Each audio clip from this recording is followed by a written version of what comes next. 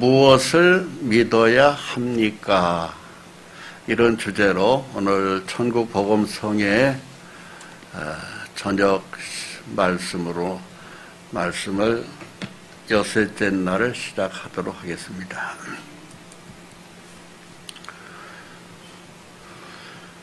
에덴 동산에서 우리 조상 아담이 선악과를 따먹지 말라는 하나님의 말씀을 받았습니다. 선악을 알게 하는 나무 열매는 먹지 말아라. 내가 먹는 날에는 반드시 죽으리라 하시니라.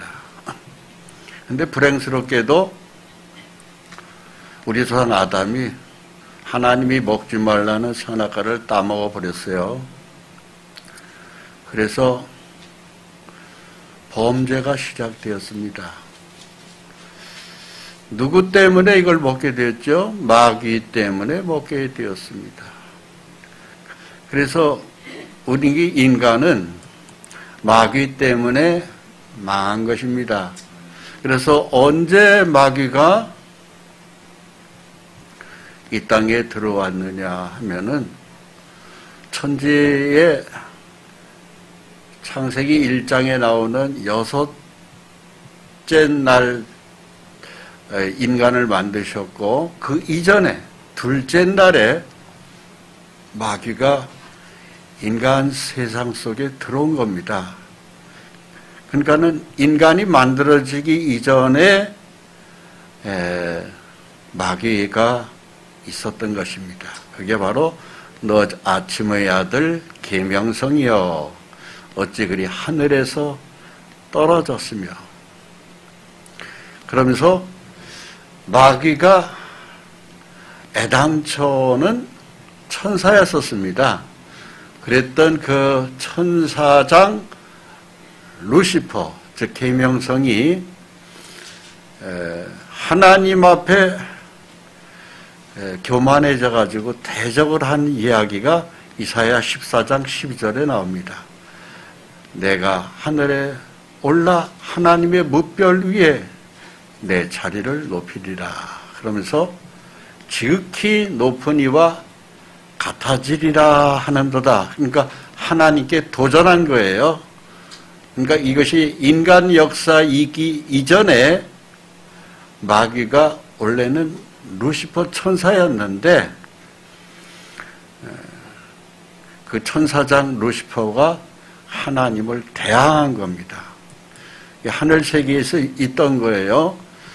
그래서 에스겔 28장 17절에 보면은 내가 아름다움으로 마음이 교만해졌구나. 그래서 내가 너를 하나님의 산에서 쫓아내버리겠다. 그래서 쫓겨난 겁니다, 이것들이. 그래서 지구의 인간 역사가 생기기 이전에 하늘 세계에서 있었던 일들입니다. 그래서 내가 너를 땅에 던진다. 그래서 이것들이 하늘 세계에서 땅으로 쫓겨난 것입니다. 그것들이 얼마의 숫자가 내려오냐면은 마귀와 그의 추종자들 천사들이 타락되어서 그것이 이제 귀신인데 하늘 3분의 1을 끌고 인간 세상 속에 내려온 것이에요. 그래서 한 큰 붉은 용이 있어 꼬리가 하늘의 별 3분의 1을 끌어다가 땅에 던지더라 그래 있어요. 그게 바로 뭐냐면은 용은 이제 마귀를 가리키거든요. 그리고 이제 하늘의 별 3분의 1은 그 천사들입니다. 근데 타락한 천사들이죠. 하나님을 대항한, 즉 마귀와 그의 추종되는 타락한 천사들, 그 귀신들입니다. 그것들이 땅에 던져진 거예요. 그래서 이 땅에 귀신이 바글바글한 겁니다. 그래서 하늘에 마귀와 귀신들이 떨어져 나가서도 3분의 1이 떨어져 내려온 거고 3분의 2는 천사장도 있고 천사들이 하늘에 있는 것입니다.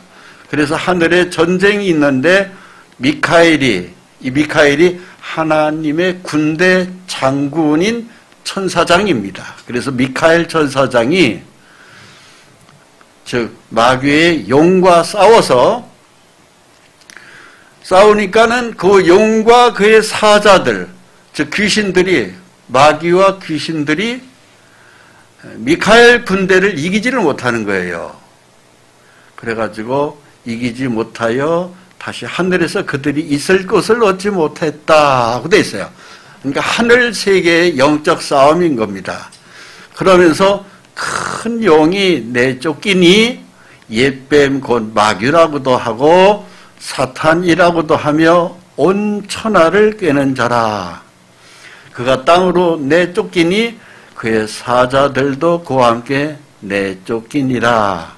그래서 요한계시록 12장 3절에서 9절까지의 말씀이 이렇게 기록되어 있습니다. 그래서 이 큰 용은 옛뱀, 그러니까 에덴 동산에서 우리 조상 아담 하와를 꼬인 마귀, 즉 사탄. 그러면서 그것들은 거짓말에 능한 피조물입니다. 그래서 세상 사람들에게 있는 그 수많은 거짓말은 전부 다 그 마귀 귀신들이 그 사람들 속에 들어가서 거짓말을 하는 거예요. 그게 사람의 입에서 거짓말이 나온다는 것은 그 사람은 귀신에게 속한 사람이라고 보면 틀림없습니다. 정상적인 인격이 아닌 겁니다. 그들이 온 천하를 꿰는 죄다. 그래서 많은 속임수, 이 세상에 많은 거짓의 속임수들은 바로 귀신이 사람 속에 들어가서 역사하는 것입니다. 그래서 그것들이 땅으로 내쫓겨 왔다. 그리고 그의 사자들도 그와 함께 내쫓겼다는 것은 천사들이 타락한 귀신들, 그것들이 이 땅에 내려온 것입니다. 언제 내려왔느냐? 둘째 날 궁창 위의 물과 궁창 아래의 물로 이렇게 나뉘어져 있을 때가 이 둘째 날인데, 첫째 날은 하나님이 창세기 1장에 보면 빛이 있으라 하시며 빛이 있었고 그 빛이 하나님 보시기에 좋았더라. 저녁이 되며 아침이 되니 이는 첫째 날이니라. 그때 첫째 날도 하나님은 좋았더라고 되어 있어요. 그런데 이 둘째 날만큼은 하나님이 좋았다라는 기록이 하나도 없어요. 왜? 궁창 위의 물과 궁창 아래의 물이 드러날 때, 그때 마귀와 귀신들이 이 지구에 내려온 것입니다. 그래서 인간은 언제 창조되냐면은 이 귀신들이 있는 그 상태에서 여섯째 날 하나님이 사람을 흙으로 만들었다. 이렇게 성경을 해석하면은 정확한 해석이 됩니다. 그러면서 창세기 1장 6절과 8절에 보면 궁창 아래의 물과 궁창 위의 물로 나누게 하시니 그대로 되니라. 하나님이 궁창을 하늘이라 부르시니라. 저녁이 되며 아침이 되니 이는 둘째 날이니라. 이 둘째 날, 창세기에 나오는 둘째 날, 여기에는 좋았다라는 기록이 하나도 없어요. 그것은 바로 그냥 하나님이 볼 때 하늘에 마귀와 귀신들이 이 땅에 내려오는 그때이기 때문에 그렇습니다. 그런 상태에서 인간이 여섯째 날 하나님이 사람을 흙으로 만드셨고, 남자는 아담을 흙으로 만드셨고 여자는 남자의 갈비뼈로 만들어서 여자 하와를 만든 것입니다. 그 상태에서 하나님이 아담 하와에게 특별한 사랑을 부어주신 거예요. 그러면서 사랑을 주시는데 뱀이, 이제 사탄이 뱀 속으로 들어간 것입니다. 그러면서 가장 간교하니라. 뱀이 여자한테 물어대 하나님이 참으로 너희에게 동산 모든 나무 실과를 먹지 말라 하시더냐 이렇게 물었습니다.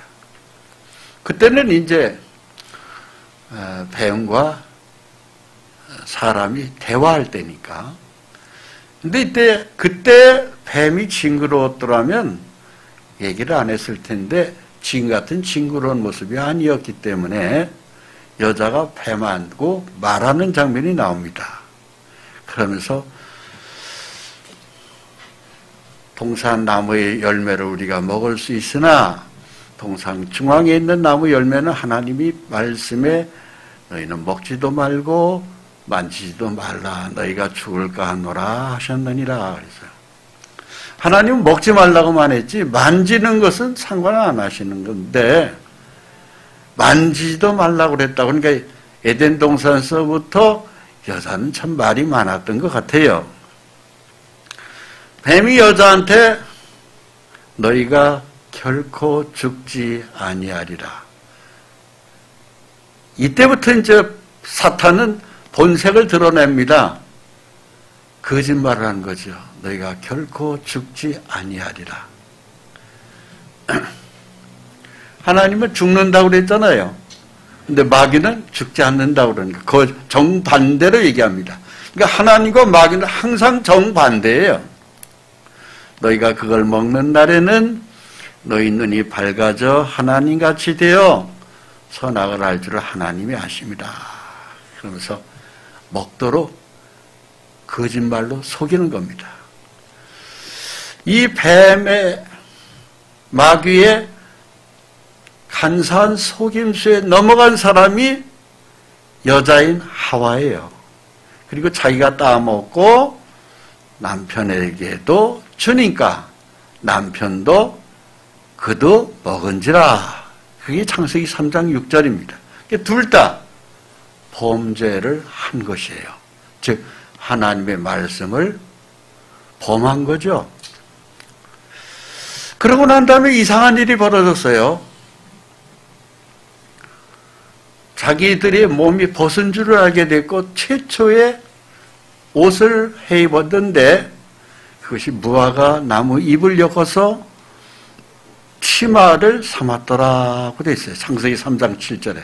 그러니까 죄를 지면은 부끄러운 거예요. 그 부끄러운 것을 감추기 위해서 무화과 나무를 이파를 따가지고 치마를 해서 자기 하체를 덮었던 것입니다. 그런 상태에서 그 에덴 동산에 하나님이 아담과 하와 부부에게 나타났습니다. 아담을 부르시는 거죠. 아담아 내가 어디 있느냐 그랬습니다. 그때에 하나님의 소리를 듣고 아담 하와는 내가 벗었으므로 두려워하여 숨었나이다 얘기합니다. 무화과 나무로 이파리를 해서 부끄러움을 가렸는데 하나님 앞에는 이것이 다 가려지지가 않는 거예요. 그 죄가 가려지지 않습니다.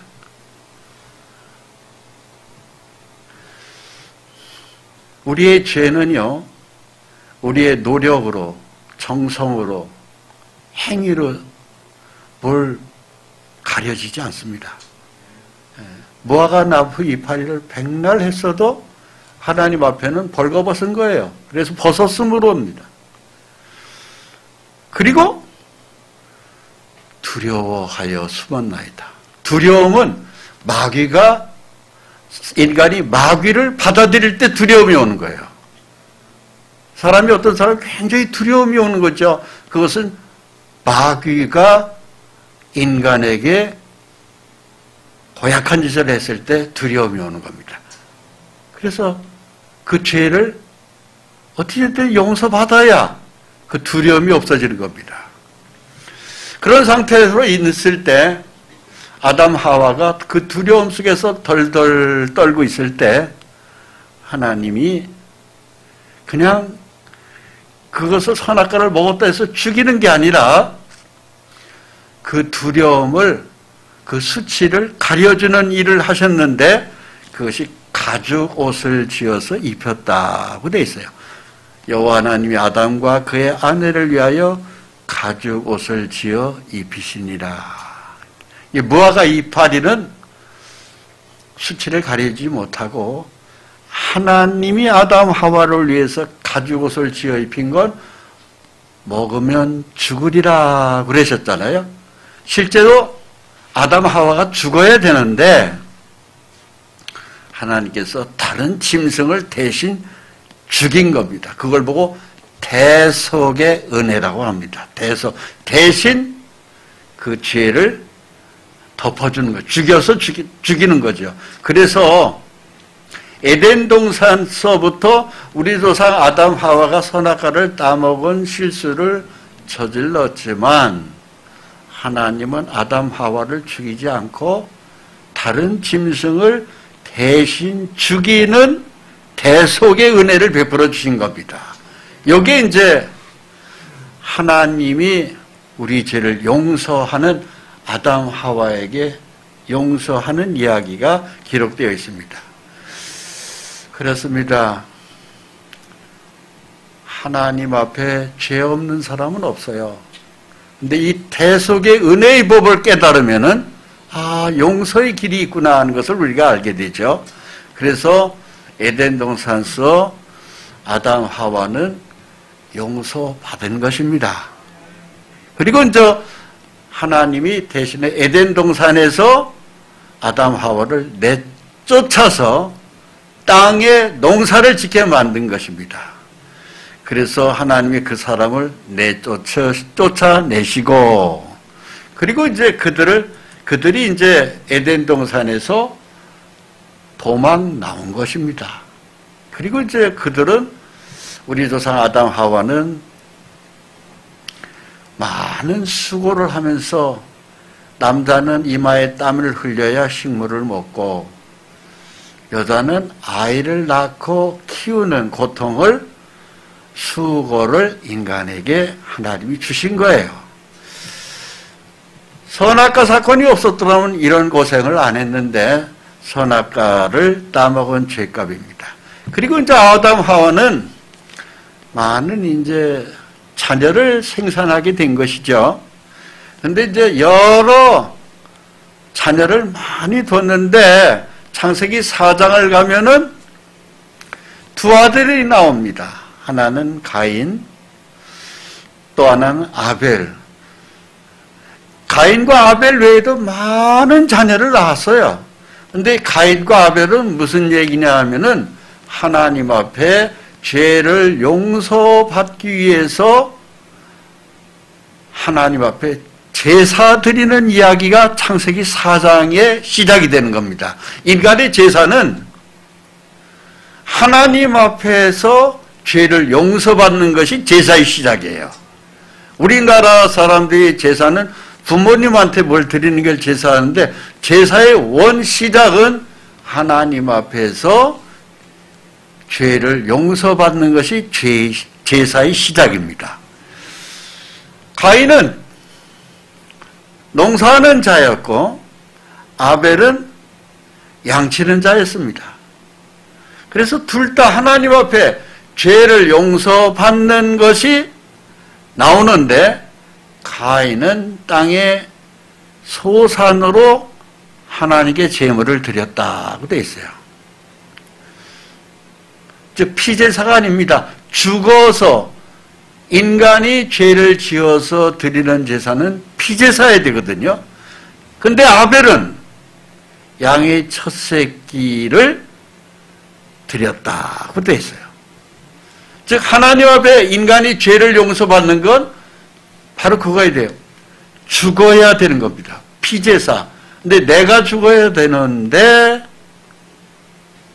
다른 짐승을 잡아서라도 죽여서 바치면 하나님은 그 제사를 받는 거예요. 인간의 죄는 그러니까 반드시 피를 흘려야 용서가 되는 것이 에덴 동산서부터 시작된 것입니다. 그래서 아벨과 그의 제물은 받으셨으나 가인과 그의 제물은 받지 아니하셨다. 창세기 4장 1절로 5절 내용이 바로 그런 내용입니다. 바로 그 그림이에요. 오른쪽에 있는 것은 아벨이 양을, 내 죄 때문에 하나님 이 짐승이 대신 죽고 우리 아버지 우리 어머니 아담 하와가 저지른 죄 때문에 하나님이 가죽옷을 지어서 입히셨듯이 다른 짐승이 죽어서 죄를 용서하시듯이 내 죄도 하나님 이 양이 죽음으로 내 죄값을 용서해 주시옵소서. 이렇게 된 것이에요. 그러니까 하나님이 이 아벨의 제사는 받으셨고 가인의 제사는 땅의 소산으로 피가 흘려졌기 때문에 받지 않았던 겁니다. 이렇게 돼서 최초의 제사가 바로 아담의 그 두 아들 아벨의 피제사를 받으신 이야기가 나오는 거예요. 가인의 제사는 받지 않으신 겁니다. 왜? 피가 흘려지지 않았기 때문에 안 받은 거예요. 그래서 인간이 하나님 앞에 죄를 용서받는 건 반드시 피가 있어야 용서된다. 이것이 가인과 아벨의 피제사입니다. 레위기 17장 11절의 말씀에 육체의 생명은 피에 있습니다. 우리 육체 중에서 피가 굉장히 소중하잖아요. 피가 없으면은 사람은 죽어요. 수술하다가 피 없으면 죽잖아요. 그래서 이 육체의 가장 중요한 것은 피입니다. 그런데 내 육체가 죄를 지었기 때문에 내 피를 흘려야 되는데 다른 짐승이 대신 죽는 걸 하나님이 그걸 허락하신 거예요. 봐주신 거예요. 그게 바로 대속의 피제사라고 하는 것이죠. 짐승이. 내가 이 피를 너에게 주어 제단에 뿌려 너의 생명을 위하여 속죄하게 하였나니 생명이 피에 있으므로 피가 죄를 속하느니라 그랬어요. 그러니까 하나님 앞에 죄를 용서받는 건 피가 흘려지지 않으면 용서 안 받습니다. 절대 용서 못 받아요. 노력과 정성으로 용서되는 게 아닙니다. 그것이 에덴 동산서부터 쭉 지금까지 연결되어서 내려오고 있습니다. 율법을 따라 그의 모든 물건이 피로써 정결케 되나니, 피로써 정결케 된다는 것은 피로써 죄를 깨끗이 덮어진다 이 소리입니다. 피 흘림이 없은즉 사함이 없느니라. 히브리서 9장 22절 말씀입니다. 그래서 이스라엘 백성들은 하나님이 선택한 민족으로 그들은 광야에서 피를 흘리는 제사를 계속 하나님에게 드려왔습니다. 그러면서 이것이 이스라엘 백성들이 애굽에서 나와서 모세의 지도하에 광야를 통과할 때 그들은 피제사를 철저히 했습니다. 하늘에서는 구름 기둥이 덮었고, 그리고 낮에는 구름 기둥, 밤에는 불 기둥으로 그들은 이렇게 하면서 하나님을 섬기는 제단, 거기에서 항상 소나 양이나 염소나 이런 것들이 계속해서 인간의 죄 때문에 죽어나갔던 것입니다. 그러면서 구름이 하나님을 섬기는 회막 위에 덮이고 하나님의 영광이 성막에 충만하게 내리는데 낮에는 구름이 성막 위에 덮었고 밤에는 구름이 낮에 구름이 불기둥으로 바뀌는 거예요. 그래서 항상 그들에게 하나님의 백성으로서 영광을 나타내 주셨습니다. 그러면서 그때 이제 제사장이, 하나님을 섬기는 제사장이 흠없는 숫송아지를 속죄의 제물로 하나님께 드렸다고 되어 있어요. 그래서 그 숫송아지가 이제 오면은 그 머리에 안수를 하고, 그리고 하나님 앞에서 그 숫송아지가 대신 죽는 겁니다. 즉 하나님, 우리의 죄를 이 숫송아지가 대신 짊어지고 죽습니다. 그리고 그 피를 하나님 앞에 드리면 하나님 그 피를 보고 인간이 죄값으로 대속 제물로 받아주시는 거예요. 그게 은혜입니다. 그때 이제 이와 같이 대제사장의 복장이 이러하고, 실제로 이 피제사를 드렸던 광야, 즉 이 광야가 지금도 사우디에 있어요. 이 사우디에 이렇게 12지파의 흰 돌들이 있고, 그리고 이제 송아지들이 이렇게 쭉 줄을 지어서 가면은, 안수 끝나고 나면은 송아지는 피를 흘리고 철철 죽습니다. 그래서 이쪽에 한쪽에 쭉 소나 양이나 염소들이 들어가는 입구가 되고, 그리고 나오는 입구가 되고, 이 밑에는 계속 피가 흘렀던 것입니다. 바로 그 현재 이 피제사를 드렸던 이곳이 지금 사우디에 그대로 있습니다. 광야에. 그리고 인간은 이제 송아지는 우리 인간의 죄를 대설해서 민족의 죄를 대설해서 안수 끝나고 나면은 인간의 죄가 송아지로 다 넘어가 버리는 거예요. 그리고 송아지는 뭐 하고 있나 그러다가 안수를 하고 나면은 이제 인간의 죄가 송아지 쪽으로 다 넘어가는 걸 하나님이 봐주시는 거예요. 그렇게 하라고 했으니까. 그러니까 송아지는 뭐 하나 하고 그 큰 눈으로 멀뚱멀뚱 쳐다보다가 도끼로 꽉 찍어서 꽉 쓰러지면 그 피가 절절절절 흘리면 그 피를 하나님 앞에 드리고 하나님이 이 피를 받으시고 우리 몸으로 지은 죄값을 용서하시옵소서. 그럼 그 하나님이 송아지의 피를 보시고 인간의 죄가 용서됐던 것입니다. 여기까지 이해되시죠?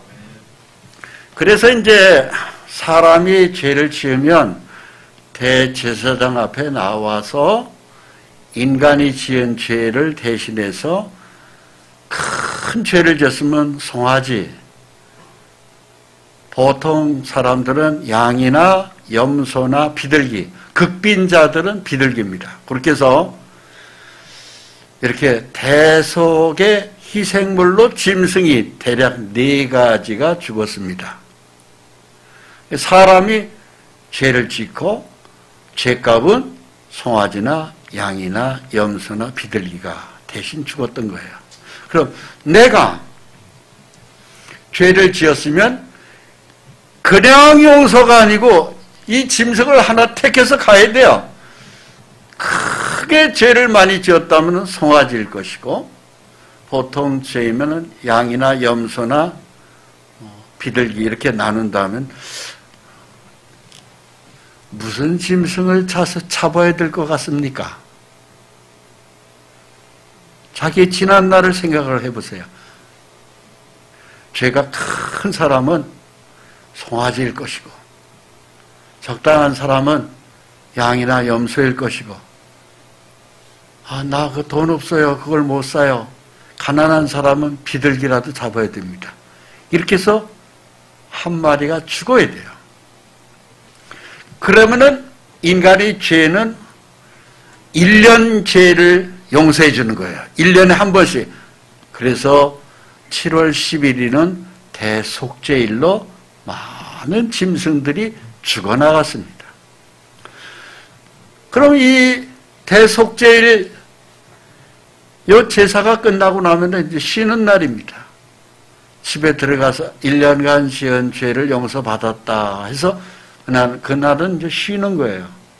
그런데 천장에서 누워있으면은 내 죄 때문에 죽은 송아지가 어리어리해가지고 떠나지가 않겠죠. 그죠?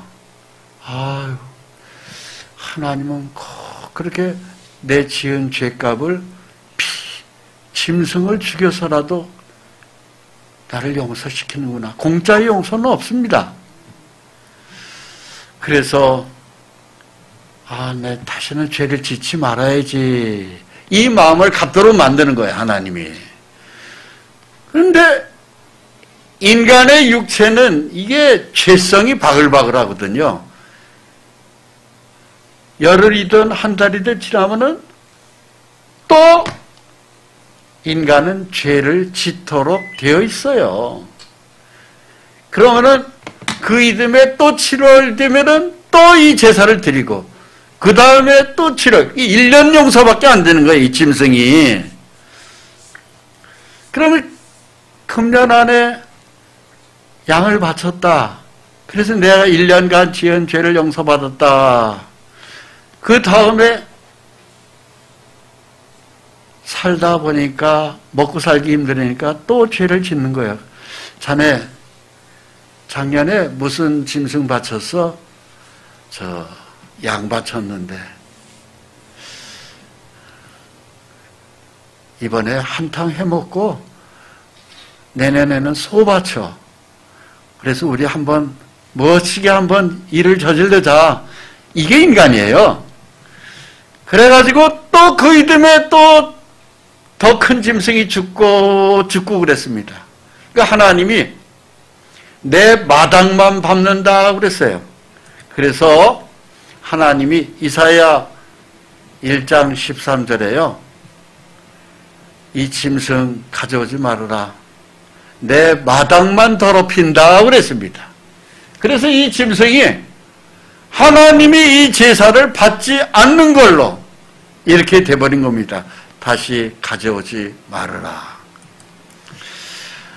이사야 1장 13절입니다. 헛된 재물을 다시 가져오지 말라. 성에와 아울러 악을 행하는 것을 내가 견디지 못하겠다. 그러니까 짐승의 피제사로 인간의 죄가 용서되는 게 이게 폐지돼 버린 거예요. 그래서 지금은요, 짐승을 추럭으로 끌고 가도 짐승의 피 흘림으로 용서가 안 되는 것입니다.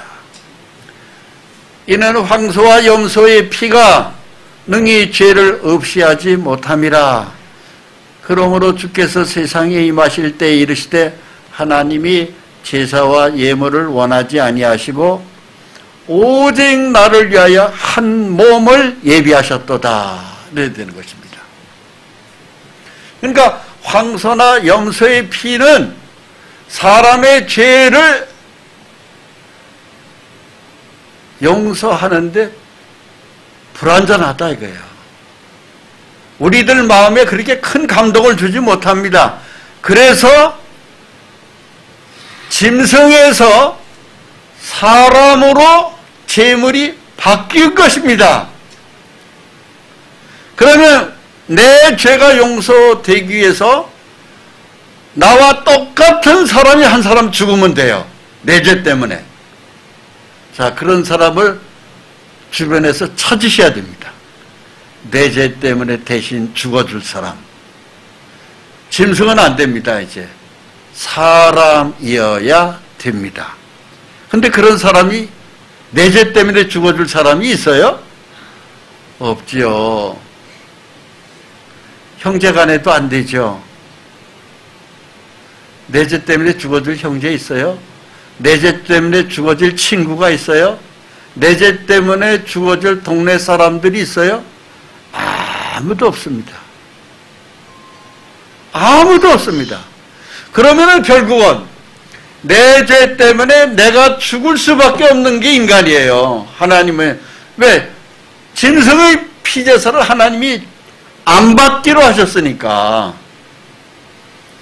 그래서 내 죄 때문에 대신 죽어줄 사람이 누군가는 나타나야 되는 없잖아요. 아무도 없잖아요. 내 친구도 안 되고 일가 친척도 안 되고 아무도 없잖아요. 그래서 하나님이 한 몸을 대신 죽어줄 사람을 하나님이 만들 수밖에 없었던 것입니다. 그분이 예수님이세요. 그래서 염소와 송아지 피로 아니하시고 오직 자기 피로, 이 자기 피로가 누구냐면은 예수님이에요. 즉 하나님이 사람으로 오신 거예요. 그래서 자기 피예요. 하나님이 사람으로 오셔서 영원한 속죄를 이루사 단번에 성소에 들어가셨느니라 이렇게 돼 있어요. 이게 영원한 속죄가 영원한 용서를 이루었다 이 소리입니다. 그냥 1년에 한 번씩 그 짐승이 죽어나가는 것 갖고는 너희 마음을 새롭게 할 수 없으니까 하나님이 우리와 똑같은 사람으로 오셔서 너희 죄값을 피 흘려 죽고 영원한 용서를 이루었다. 그래서 1년에 한 번씩 죽을 수가 없잖아요. 1년에 한 번씩 올 수가 없잖아요. 그러니까 이것을 영원한 용서, 영원한 속죄라고 합니다. 이 그림을 보세요. 그래서 내가 태어나서 죽을 때까지 짓는 그 수많은 엄청난 죄를 내가 심판받아야 되는데 예수님이 대신 심판을 받은 거예요. 그래서 죄값을 다 심판을 받아준 것입니다. 이게 영원한 속죄를 이루신 거예요. 염소와 송아지의 피로 아니하고, 요 짐승의 피는 1년밖에 용서 안 되거든요. 해마다 7월 되면 또 해야 돼요. 근데 그렇게 번거롭게 할 것이 아니고 하나님 자신의 피로 영원한 용서를 이루었다, 이것입니다. 그래서 바로 예수님이 피 흘려 죽은 거예요. 이것에 대하여 구약의 이사야 선지자가 잘 예언하고 있어요. 그가 찔림은 우리의 허물 때문이요, 그가 상함은 우리의 죄악 때문이라. 여기 우리 속에 내가 포함되는 거예요. 나 자신이. 그가 찔리면 나의 허물 때문이요, 그가 상함은 나의 죄악 때문이라. 그가 징계를 받음으로 우리는 평화를 누리고, 그가 채찍에 맞음으로 우리는 나음을 받았도다. 그가 징계를 받음으로 나는 평화를 누렸다. 그가 채찍에 맞음으로 나는 나음을 받았도다. 내 죄를 포함해서 내 병, 내 가난, 내 고통을 그분이 다 해결하고 가신 거예요. 믿기만 하면 다 해결돼요. 우리는 다 양 같아서 그릇 행하여 각기 제 길로 갔거늘, 제 길로 갔다는 것은 죄 짓는 길로 우리는 그냥 돌아다녔다, 이 소리입니다. 여호와께서는 우리 모두의 죄악을 그에게 담당시키셨도다. 예수님에게 다 담당시킨 거예요. 그래서 예수님이 나의 모든 죄를 다 짊어지고 가신 겁니다. 할렐루야. 이게 이사야 53장 5절로 6절 말씀입니다. 자, 보세요. 이 그림에 어떤 사람이 죄짐을 잔뜩 짊어지고 허리가 부러질 정도로 이제 걸어가고 있는데, 갈라지는 길이 나옵니다. 윗길로 올라가면 천국, 아랫길로 가 좌측으로 가면 지옥이 나오는데, 조건이 이 죄짐을 벗으면 천국으로 가고, 이 죄짐을 벗지 못하면 지옥으로 갈 운명이에요. 그런데 예수님이 구름말을 타고 오셔서, 소구름말을 타고 올라오셔서, 여보시오, 어디까지 가시오? 아, 예, 천국을 가고 싶은데 이 죄짐을 벗지 못해서 지옥 가게 생겼습니다. 아, 그래요? 당신의 그 딱한 사정을 알고 내가 천국에서 당신 죄짐을 벗어 주려고 왔어. 아이고, 감사합니다. 아니, 누구신데 이렇게 좋은 일을 하십니까? 나는 내 이름이 예수요. 아이고, 그 이름이 뜻이 무엇입니까?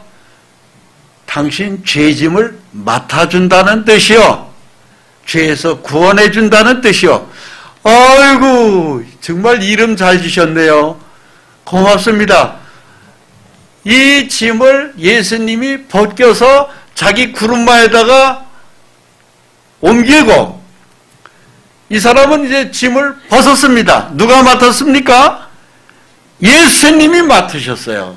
십자가에서 맡으셨어요.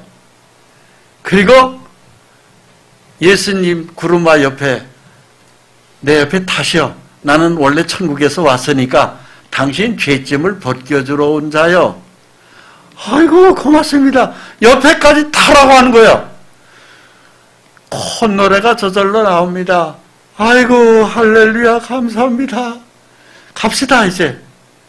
그 예수님은 원래 천국에서 오신 분이니까 나를 천국으로 데리러 오신 겁니다. 우리는 그냥 그분께 내 죄짐을 맡겨드리면 돼요. 벗겨드리면 돼요. 벗어서 그냥 그분한테 다 맡기면 돼요. 나의 모든 죄를 주님께 그냥 다 던지십시오.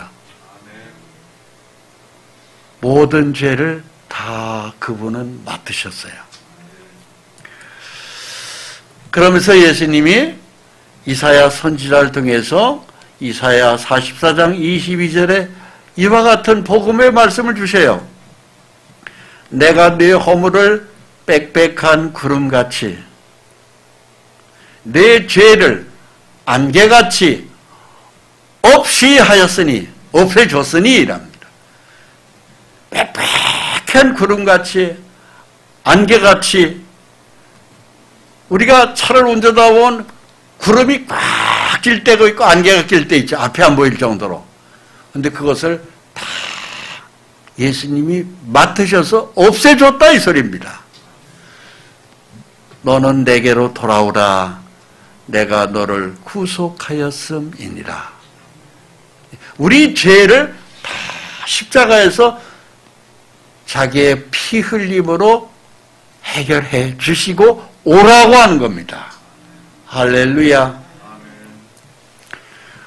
우리 같이 읽어봅니다. 내가 네 허물을 빽빽한 구름같이 네 죄를 안개같이 없이 하였으니 너는 내게로 돌아오라. 내가 너를 구속하였음이니라. 아멘. 내 죄를 다 용서해놓고 오라는 겁니다. 할렐루야. 그러면서 주님은 이렇게 또 이사야 선지자를 통해서 우리에게 말씀하셔요. 이사야 43장 25절에 나 곧 나는 나를 위하여 내 허물을 도말하는 자니 내 죄를 기억하지 아니하리라 말씀하십니다. 천국에는 하나님 혼자 계십니다. 거기에 우리의 사랑의 짝으로 우리를 삼으신 거예요. 근데 내가 올라가지 않으면 하나님은 혼자 계셔야 돼요. 하나님이 사랑의 짝이 필요했던 겁니다. 그래서 우리 인생을 만드신 거예요. 우주 창조가 그것 때문에 창조된 것입니다. 그래서 하나님은 나를 위하여 내 죄를 도말했다. 용서했다 이거야. 그러면서 내 죄를 기억하지 않을 테니까, 기억도 하지 않을 테니까 이제는 감사한 마음으로, 기쁜 마음으로 나한테 오너라 하는 겁니다. 할렐루야. 이게 하나님의 놀라운 사랑입니다. 어떤 사람이 아들이 아버지 돈을 훔쳐가지고 도망갔어요. 한 아버지 돈 한 3천만 원을 주무실 때 통장 꺼내고 도장 꺼내가지고 은행에서 꺼내가지고 와가지고서는 아버지가 한눈 팔 때 3천만 원을 가지고 서울로 도망가 버렸습니다. 그래서 이제 서울로 갔는데 아버지가 아들이 안 보여요. 그 자기 숨겨놓여 있는 곳을 보니까 3천만 원을 빼가지고 아들이 도망가 버렸어요. 아, 이놈의 자식이 그냥 잡으려도 잡을 수가 없어. 서울로 가버린 거예요. 아들은 그 돈 가지고 3천만 원 가지고 오래 성공할 수 있을 줄이라고 생각했어요. 그런데 서울이라는 곳이 그렇잖아요. 돈 좀 있으면 그냥 그 돈을 다 어떻게 해먹잖아요. 1년도 못 돼가지고 다 이리저리 사기당해가지고 나중에 거지가 돼버렸어요. 그래가지고 돼지 막 치는 곳에 가가지고 먹여만 주면은 여기서 돼지 똥도 청소하고 내가 다 하겠습니다. 아, 그래요? 젊은이가 참 안 됐구만. 그래, 여기 와서 내가 일을 해. 그럼 내가 먹여는 주고 재원은 주지. 그래가지고 막 일을 하는데 때로는 너무 배도 고파. 그래가지고 돼지가 먹는 것 중에 성한 음식은 또 자기 입으로 들어가고 그렇게 불쌍한 처지가 됐어요. 그런데 집에는 못 들어가는 거야. 1년, 2년, 5년, 10년이 돼도 못 들어가. 왜? 아버지 성질을 알으니까. 나타나기만 하면 이놈 새끼 다리를 그냥 다 부러뜨린다. 아버지 성질을 알아요. 아버지 무서워서 못 돌아가는 겁니다. 근데 어느 날 화장실 가려고 신문을 뒤적거리다가 볼일을 보고 이렇게 신문을 보니까 자기 얼굴이 신문에 났네요. 아무개야 돌아오너라 무조건 용서한다. 그러니까는 자기 얼굴이야. 아버지가 광고를 낸 거야. 그래가지고 아이고 아버지가 용서했구나. 됐다. 그리고 볼일 보고 나와서 저 밀린 월급 주세요. 우리 아버지가 광고 냈네요. 저 용서한답니다. 이거 봉급 가지고 집으로 가면 돼요, 안 돼요? 가면 되는 거예요. 왜? 믿고 가면 되는 거예요. 바로 이 광고가 그런 광고입니다. 나고 나는 나를 위하여. 하나님도 자기 자신을 위해서 우리가 필요했듯이 우리 아버지가 돈 3천만 원 가지고 도망간 그 자식이 너무너무 얄밉고 그냥 때려 죽이시고 그렇지만은 아버지는 그 자식이 떠나고 난 다음에 3천만 원 생각을 안 나는 거예요. 5년, 10년에도 전화도 없고 편지도 없고 살았냐 죽었냐. 맨날 그 아버지는 아들만 돌아오기를 기다리는 거예요. 그래서 저녁에 되면은 눈물하고 치고 쌀인문을 이렇게 하면 덜컹덜컹 하면 아들이 오나? 그럼 대문 밖에 나보면 아들이 안 보여. 그 이튿날도 이놈이 또 안 왔네. 그러면서 저녁만 되면 이놈이 몰래라도 들어와서 잠을 잘까 해서 아들 방에다가 군불을 떼놓고 대문을 그냥 살짝 열어놓는 거야. 들어와서 자라 이거예요. 근데 그 아들이 안 와. 그렇게 기다려도 안 와. 그러다가 그 아버지가 낮에 이렇게 보니까 저 논두렁길에 뭐 하나가 걸어오는데 보니까는 거지 하나가 걸어오는데 걸음걸이가 꼭 내 걸음하고 똑같아. 자식이야 자식. 그러자 아버지가 아이고 이놈아 이제 오냐. 내가 너를 얼마나 기다렸는데 이놈아. 아이고 아버지가 막 뛰어나가는 거야. 아들은 신문 하나 딱 들고 가는 거예요. 자기 광고 난 거. 왜? 내 죄를 기억하지 않겠다고 그랬거든. 무조건 오기만 하려고 그랬거든. 그 신문 광고만 아버지의 말씀을 신문 광고 낸 것만 들고 오는 거예요. 아버지가 막 아이고 이놈아 그런데 그 앞에 무릎을 꿇고 아버지 저를 그냥 아버지 용서하셨다는 신문 광고만 보고 왔습니다. 저를 그냥 품꾼으로 봐주세요. 야 이놈아 품꾼이 어딨냐. 너는 내 아들이야 이놈아. 아버지 저 용서한다는 이 말씀 제가 믿어도 되죠? 아이고 믿고야 말고야 이놈아. 나는 너 때문에 지금 돌아오지 않아가지고 병들어 죽게 생겼어 이놈아. 고맙다. 콕 끌어안는 거예요 아들을. 들어오자마자 온 몸에서는 막 돼지 똥 냄새가 많이 나. 옷부터 다 벗기고 목욕 싹 시켜서 새 옷으로 아들 옷을 오면은 입히려고 그냥 시장에서 다 번쩍번쩍한 옷 깨끗한 옷, 속옷, 신발 다 사가지고 입히고 너는 내 아들이다. 그런데 자기가 꼈던 상속 반지까지도 딱 껴주고 너는 내 아들이야. 지은 죄가 아무리 있다 할지라도 너는 죄하고는 아무 상관없어. 나는 너를 용서한 지가 벌써 오래전에 용서했다. 기억지도 않는다. 돌아온 것만 해도 나는 고맙구나. 내 재산은 다 네 거야. 바로 그것입니다. 그게 우리 아버지의 마음이듯이 하나님 우리 아버지의 마음도 천국에서 우리를 그렇게 말씀으로 내신 거예요.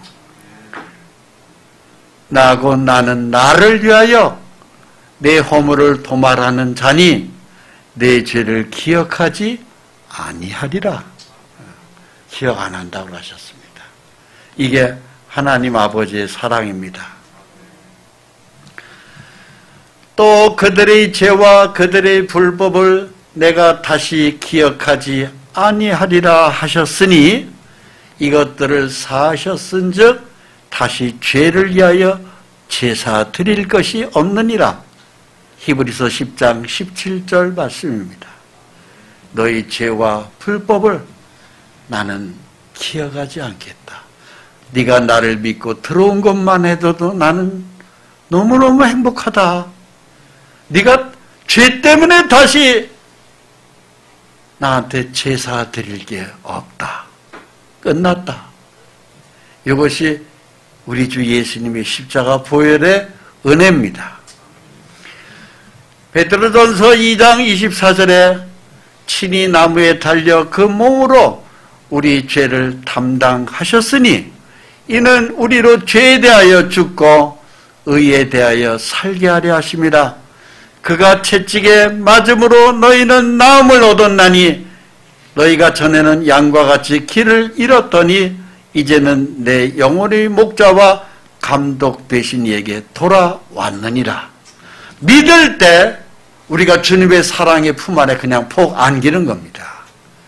할렐루야. 그러면서 주님이 요한복음 5장 24절에 이렇게 또 예수님 말씀하셔요. 내가 진실로 진실로 너에게 이르노니 내 말을 듣고 또 나 보내신 이를 믿는 자는 영생을 얻었고 심판에 이르지 아니하나니 사망에서 생명으로 옮겼느니라.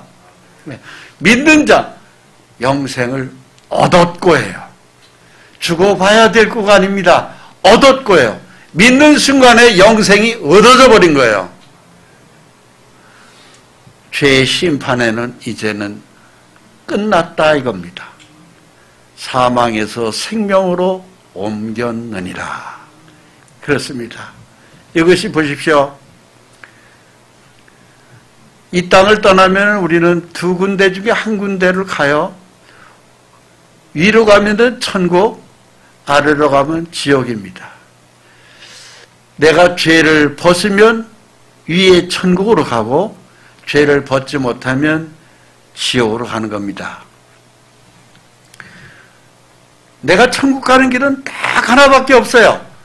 예수님의 십자가 피가 내 죄값을 용서한 걸 믿을 때 홀가분해집니다. 편안합니다. 죄 때문에 이제 고민할 필요가 없이 춤을 추면서 천국을 들어가는 거예요. 그러나 저 예수가 왜 내 죄 때문에 죽어? 내 죄는 내가 가서 지옥 가서 심판받아야지. 그런 사람은 죄를 벗지 못하고 마귀와 그 사자들을 위하여 예비된 영영한 불에 들어가라. 그래서 지옥에 들어가는 겁니다. 그 지옥 가는 사람들은 예수를 안 믿어서 지옥 가는 거예요. 천국 가는 우리는 예수를 믿으면 죄의 심판이 끝나버렸기 때문에 사망에서 생명으로 옮겼느니라 이렇게 되어 있어요. 이걸 믿는 사람은 자기 이름이 하늘나라에 믿는 순간에 하늘나라에 자기 이름 석자가 딱 기록 끝나요. 그렇습니다. 내가 진실로 두 번씩이나 이건 참말이야 정말 참말이야 이게 예수님의 말씀이에요. 너희에게 이르노니 자기 이름에 이 너희 속에 각자가 다 들어가잖아요. 내 말을 듣고 또 나 보내신 이를 믿는 자는 영생을 얻었고 얻으리라가 아닙니다. 죽어봐야 된다는 거 아닙니다. 믿는 순간에 얻었고요. 영생을. 사망에서 심판에 이르지 아니하나니 사망에서 생명으로 옮겼느니라. 옮길 것이다가 아닙니다. 믿는 순간에 옮겨져 버린 것입니다. 할렐루야. 믿으십니까? 내 머리에 짓는 죄 때문에 예수님 머리에 저주의 가시관이 써졌습니다. 내가 오른손으로 짓는 죄 때문에 예수님의 오른손에 못이 박혔습니다. 내가 왼손으로 짓는 죄 때문에 예수님 왼손에 못이 쳐졌습니다. 내가 두 발로 걸어다니는 죄 때문에 예수님의 두 발이 못이 쳐졌습니다. 내가 마음으로 그동안에 믿지 않는 죄 때문에 예수님의 가슴에 창이 쳐졌습니다. 그래서 머리서부터 양손, 양발, 마음 다 창에 박히고 못이 쳐져서 내 죄를 해결하셨습니다.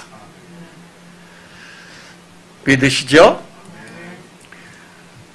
그러므로 한 사람으로 말미암아 죄가 세상에 들어오고 우리 조상 아담이 죄를 가져왔잖아요. 그 죄로 말미암아 사망이 들어왔나니 이와 같이 모든 사람이 죄를 지었으므로 사망이 모든 사람에게 이르렀는데 예수님은 한 사람의 순종하심으로 예수님은 곧 우리의 죄를 다 해결하는 대표입니다. 우리 조상 아담은 죄를 뿌린 대표, 예수님은 우리를 모든 죄를 해결해 주신 대표입니다. 그래서 한 사람이 순종하지 아니함으로 많은 사람이 죄인 된 것 같이 한 사람이 순종하심으로 많은 사람이 의인이 되리라 되어 있습니다. 로마서 5장 19절입니다. 그래서 예수님은 우리가 예수를 믿는 순간에 예수님한테 나의 영이 덜커덕 같이 붙어버리는 것입니다. 그 일을 위하여 예수님이 하늘에서 이 땅에 아기로 출생하신 겁니다. 그날이 바로 성탄절입니다. 하나님께서 사람으로 이 땅에 오신 거예요.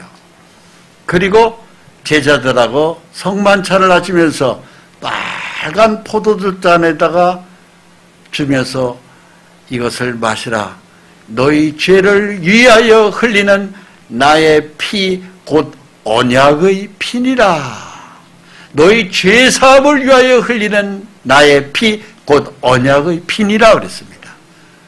그래서 내 죄의 심판을 이분이 다 담당하셨어요. 그리고 떡을 한 덩어리 떡을 뜯어서 쪼개서 나눠주시면서 이 떡을 먹으라. 내 몸이 찢어지는 것을 설명하는 것입니다. 그리고 잔을 빨간 잔을 주면서 이것을 마시라. 너희 죄를 용서하기 위하여 흘리는 나의 피 곧 언약의 피니라. 마태복음 26장 26절 말씀입니다. 그들이 먹을 때에 예수께서 떡을 가지사 축복하시고 떼어 제자들에게 주시며 이르시되 받아서 먹으라. 이것은 내 몸이니라 하시고 또 잔을 가지사 감사기도 하시고 그들에게 주시며 이르시되 너희가 다 이것을 마시라. 이것은 죄 사함을 얻게 하려고 많은 사람을 위하여 흘리는 바 나의 피 곧 언약의 피니라. 약속의 피라 이겁니다. 죄를 다 용서하신 것이에요. 그리고 예수님은 이 성만찬 떡과 포도주를 믿는 제자들에게 주시고 양손과 양발, 머리에 가시관을 쓰고 십자가에 달리셨고 오전 9시에 모신 피가 흘리기 시작해서 오후 3시에 피를 다 쏟으셨습니다. 그리고 맨 마지막 하신 말씀은 다 이루었다 하고 숨이 끊어지셨어요.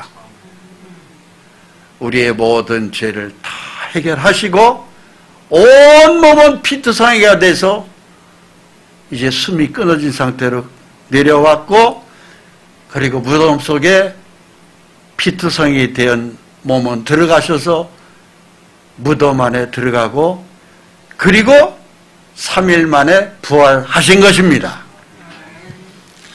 우리 죄를 다 용서하신 거예요. 그래서 예수님이 시체를 덮었던 천이 발견이 된 것입니다. 이 천, 위에 덮었던 천이 다 이것만 놔두고 주님의 몸은 부활하셨어요. 그리고 예수님의 시체를 덮었던 천, 세마포 터는 피자국이 선명하게 지금도 로마에 발견되어 있습니다. 이것은 하나님의 놀라운 사랑의 표시입니다. 믿음으로 구원을 받았으니 이것은 너에게서 난 것이 아니요 너희가 행위로 받은 게 이거 구원된 게 아니고 하나님의 선물이라고 하는 겁니다. 모든 죄를 용서한 하나님의 확실한 증표입니다. 그래서 자기의 사랑을 확증하셨느니라고 말씀하셔요. 우리가 죄인 되었을 때에 그리스도께서 우리를 위하여 죽으심으로 하나님께서 우리에 대한 자기의 사랑을 확증하셨느니라. 그러면서 우리의 모든 죄를 십자가에서 용서하신 거예요. 이는 그가 사랑하시는 자 안에서 우리에게 거저 주시는 바, 십자가 보혈의 사랑의 선물은 거저 우리에게 주시는 은혜입니다. 그의 은혜의 영광을 찬송하게 하려는 것이라. 우리는 그리스도 안에서 그의 은혜의 풍성함을 따라 그의 피로 말미암아 속량 곧 죄사함을 받았느니라. 우리의 모든 죄를 용서받는 것입니다. 믿으셨습니까? 그러면 받은 겁니다. 이제 그 은혜의 예수님의 피는 송아지나 양이나 염소나 비둘기야 피하고는 비교할 수 없는 영원한 속죄예요. 그래서 잊지 말라는 겁니다. 감사하라는 겁니다. 기쁘라고 하는 겁니다. 그리고 늘 하나님을 생각하라는 겁니다. 자, 우리 예수님의 피가 어떻게 돌아가셨는지 은혜를 가슴에 생각하면서 십자가 보혈을 우리가 믿도록 하겠습니다.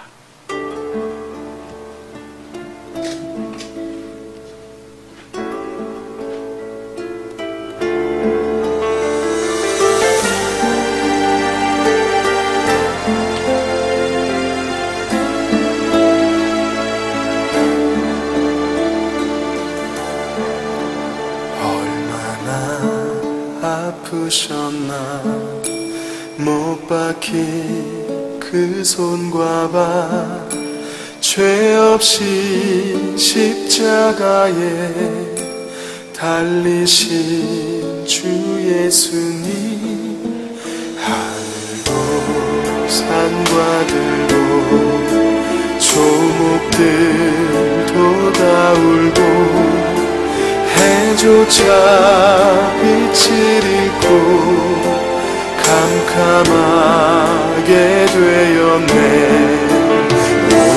놀라운 사랑 크시고 끝없는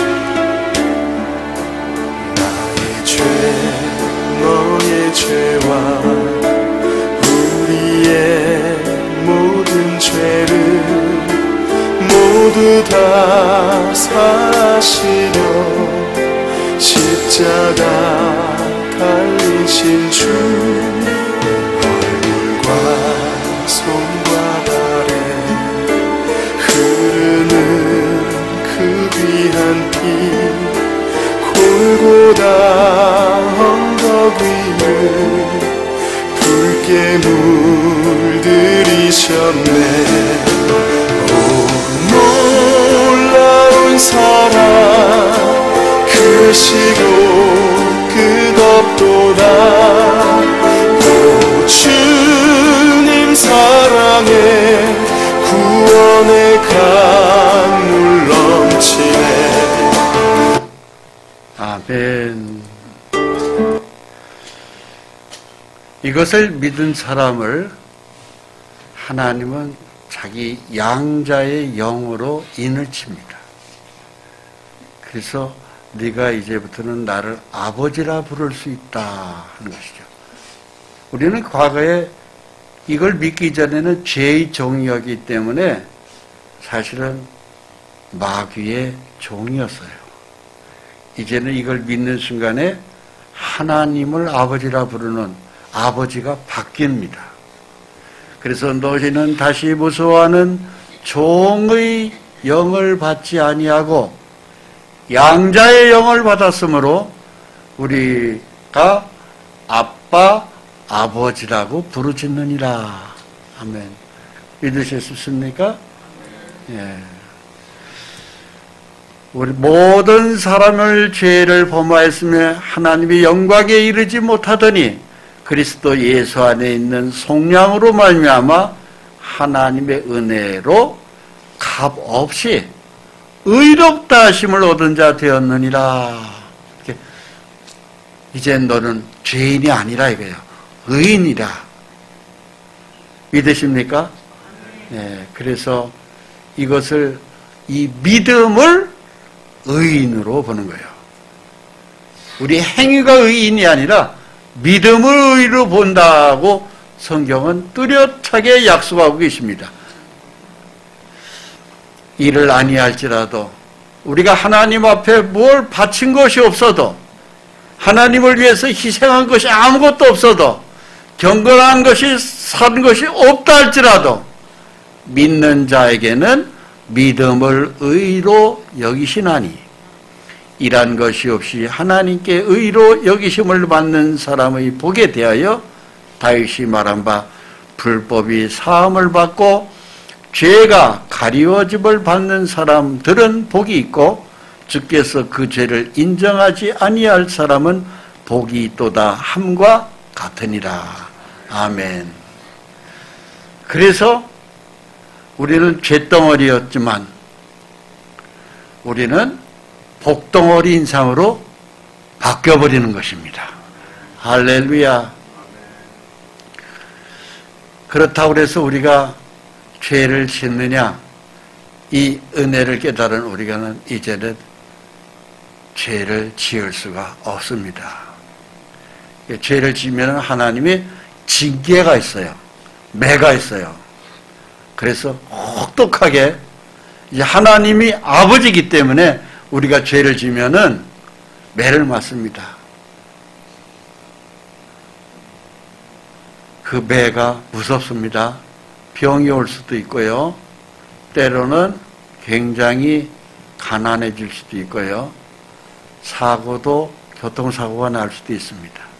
그래서 징계가 반드시 있도록 되어 있어요. 징계가 없으면 친아들이 아니라고 그랬습니다. 징계를 받더라도 나는 하나님을 아버지라 부르겠습니다. 이러한 믿음의 감사와 확신 필요합니다. 그래서 거룩한 백성답게 살아가는 거죠. 이걸 믿는 사람을 하나님은 의인이라고 그래요. 이 세상에서 보응을 받겠거든 하물며 악인과 죄인이에요. 악인과 죄인도 죄를 지면 이 땅에서 벌을 받아요. 그런데 하물며 이 믿음을 가진 의인이 이 세상에서 옛날같이 그냥 마음대로 죄질 수는 없는 겁니다. 하나님, 그래서 이걸 믿는 사람은 주님의 영과 거룩한 성령과 나의 영이 하나가 되는 거예요.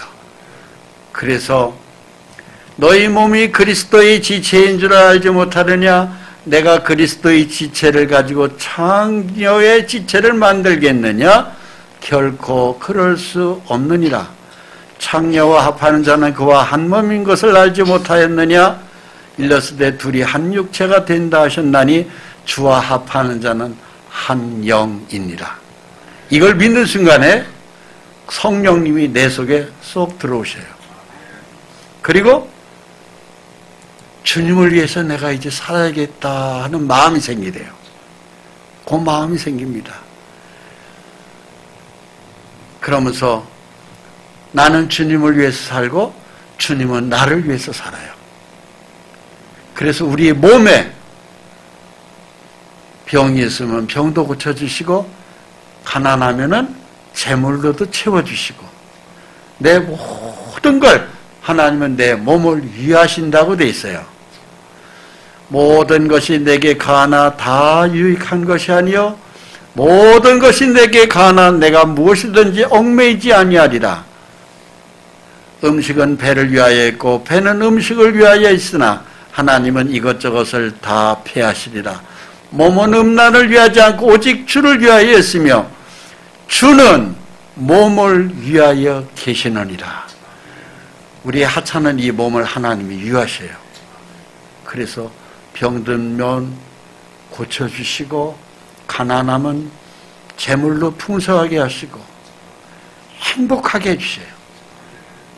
그게 주님이 우리를 위하시는 것이기 때문에 그렇습니다. 그날에는 내가 아버지 안에 너희가 내 안에 내가 너희 안에 있는 것을 너희가 알리라. 성령님이 내 속에 들어와 계시는 거예요. 나의 계명을 지키는 자라야 나를 사랑하는 자니 나를 사랑하는 자는 내 아버지께 사랑을 받을 것이요 나도 그를 사랑하여 그에게 나를 나타내리라. 할렐루야. 하나님이 우리에게 나타내시겠다 이것입니다. 축복이죠. 이것이 주님의 놀라운 사랑의 복입니다. 이걸 믿으시는 분 손들어 보십시오. 할렐루야. 아멘. 이 믿음은 성령님이 주시는 믿음이에요. 사람 제조로 되는 게 아닙니다. 믿으신 여러분들을 예수님의 이름으로 환영합니다. 함께 기도하겠습니다. 거룩하신 하나님 아버지, 천국 복음 성회를 통하여 우리 주 예수님의 십자가 보혈의 은총이 얼마나 크고 귀하고 참으로 아름다운 것인지 오늘 말씀을 통하여 성령의 하나님께서 기름을 부어주셨으니 감사합니다. 거저 천국에 들어가며 거저 하나님 아버지를 아바 아버지라 부르는 양자의 특권을 누립니다. 아버지, 언제 오셔도 우리가 하나님 앞에 칭찬받는 거룩한 백성으로 살아갈 수 있도록 오늘 이후의 모든 삶 걸음걸음마다 하나님이 함께 동행해 주시고 이 마지막 시대에 세속에 빠지는 것보다는 성령의 인도받는 동행의 삶으로 우리 모두를 축복해 주시옵소서. 만나는 모든 사람들에게 이 복음을 또 증거하는 하나님 백성답게 살아갈 수 있도록 주님 우리를 부디 버리지 마시고 사용해 주옵소서. 예수 그리스도의 이름으로 기도합니다. 아멘.